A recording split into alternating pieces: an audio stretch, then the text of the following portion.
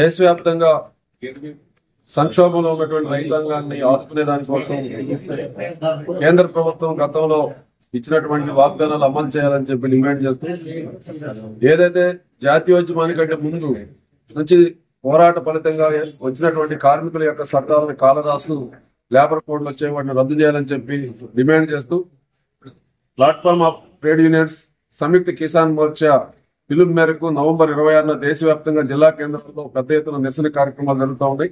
అందులో భాగంగా ఖమ్మం జిల్లాలో ఉన్నటువంటి ట్రేడ్ యూనియన్లు, రైతు సంఘాలు, వ్యవసాయ కార్మిక సంఘాల యొక్క సంయుక్త సమావేశం ఇక్కడ జరిగింది.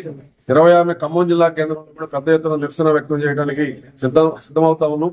నరేంద్ర మోడీ ప్రభుత్వం ఏదైతే రైతాంగానికి హామీ ఇచ్చిందో పార్లమెంట్ లో చట్టం చేసి గిట్టుబాటు ధరలు కల్పించే దానికోసం, వ్యవసాయ రంగాన్ని, రైతుల్ని సంక్షోభం నుంచి గట్టెక్కించే దానికోసం ప్రయత్నం చేస్తుందని చెప్పి రాతపూర్వకమైనటువంటి హామీ ఇచ్చి కూడా అమలు చేయకుండా కాలయాపన చేస్తున్నటువంటి నేపథ్యంలో, రైతాంగం యొక్క ఆత్మహత్యలు జరుగుతున్నటువంటి ఈ నేపథ్యంలో ఆ సమస్యల పరిష్కార దిశగా ప్రభుత్వం ఆలోచించాలని చెప్పి ఈరోజు వ్యవసాయ రంగాన్ని మరింతగా కార్పొరేటీకరణ చేసే దానికోసం ప్రయత్నం చేస్తున్నటువంటి ఈ దిశలో ప్రభుత్వానికి ఇచ్చినటువంటి హామీలు గుర్తు చేసే దానికోసమే ఈ ఉద్యమం జరుగుతూ ఉంది. రైతాంగం, వ్యవసాయ కార్మికులు, అదేవిధంగా కార్మికులందరూ కూడా పాల్గొని తమ హక్కులను కాపాడుకునే దానికోసం ముందుకు రావాలని చెప్పి సంయుక్త కిసాన్ మోర్చా తరఫున పిలుపునిస్తా ఉన్నాం. 3 డిమాండ్స్ తోటి ధర్నా చేయడం జరుగుతుంది. ఆ 3 డిమాండ్స్ ఏమంటే, ఒకటి రైతులకి కనీస మద్దతు ధర, అంటే ఏదైతే నరేంద్ర మోడీ గారు రైతు సంఘాల నాయకులతో మరి చర్చించి ఇస్తామని చెప్పినటువంటి కనీస మద్దతు ధర అయితే ఉందో దాన్ని ఇమీడియట్ గా అమలు చేయాలని.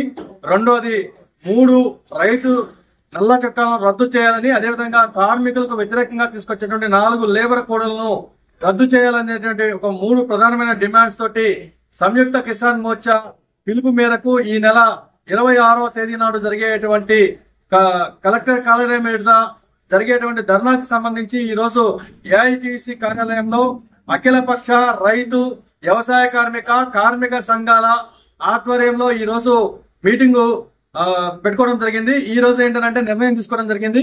26వ తారీఖున జరిగేటువంటి ధర్నా ఏదైతే ఉందో దాన్ని జయప్రదం చేయాలని, అదేవిధంగా అన్ని నియోజకవర్గాలలో, అన్ని ప్రాంతాలలో కూడా దీని గురించి ప్రచారం చేసి ప్రజల్లోకి తీసుకుపోవాలని చెప్పేసి నిర్ణయం జరిగింది.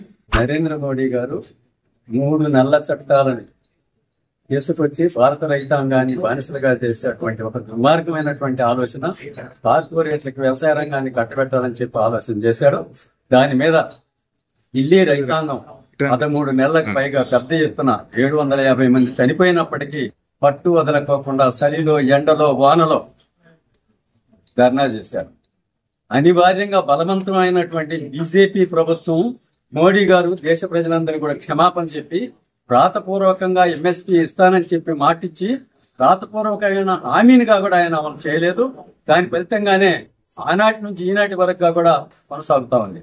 అయితే 26నే ఎందుకు అనంటే, సంయుక్త కిసాన్ మోర్చా ఢిల్లీలో 26వ తారీఖు నవంబర్ ఏదైతుందో ఆ రోజు పెట్టినటువంటి ధర్నా ఏదైతుందో దానికోసం ఈయన ఎంఎస్పీ గ్యారంటీ ఇస్తానన్నాడు. స్వామినాథన్ కమిషన్ సిఫారసులు అమలు చేస్తానని స్వామినాథన్ కమిషన్ వేసి ఆయన చెప్పినటువంటి దాన్ని దేనిగా కూడా అమలు చేయకోకుండా దుర్మార్గంగా భారత రైతాంగాన్ని ఆత్మహత్యలకు పురిగొల్పుతూ ఉన్నటువంటి పరిస్థితి ఉంది. కాబట్టి దీని మీద దేశవ్యాప్తంగా 26వ తారీఖున సంయుక్త కిసాన్ మోర్చా, ట్రేడ్ యూనియన్, వ్యవసాయ కార్మిక సంఘాల నాయకత్వంలో పెద్ద ఎత్తున కలెక్టర్ కార్యాలయం జరిగేటువంటి ధర్నాన్ని జయప్రదం చేయాలని చెప్పి ప్రభుత్వాన్ని ఖచ్చితంగా ఎంఎస్పీ ఇచ్చేటట్టుగా డిమాండ్ చేయాలని చెప్పి కోరుతాం. కార్మిక సంఘాల ఐక్యత వర్ధిల్లాలి, రైతు వ్యవసాయ కార్మిక సంఘాల ఐక్యత జయప్రదం చేయండి. ఈ నెల 26వ తేదీన కలెక్టరేట్ కార్యాలయం ధర్నాను జయప్రదం చేయండి. ఈ నెల 26వ తేదీన కలెక్టర్ కార్యాలయం ధర్నాను